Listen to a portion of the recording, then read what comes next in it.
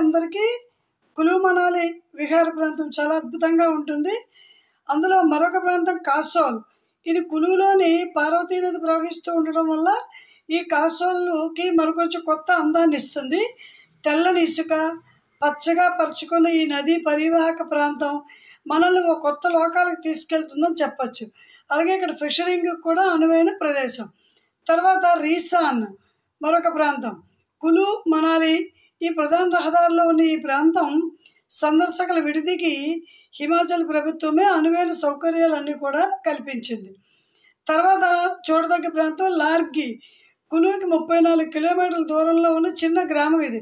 గ్రామం చిన్నదైనా కానీ ఇక్కడ ప్రకృతి అందాలు ఎంత వీక్షించినా మన తనివి తీరదు.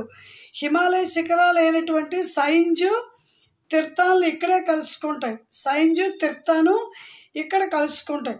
వీటితో పాటు కట్రైను, బంజారు, బతాడు ఈ ప్రాంతాలు కూడా ఇక్కడ ఫిషరింగ్కి అనుకూలంగా ఉండే ప్రదేశాలు.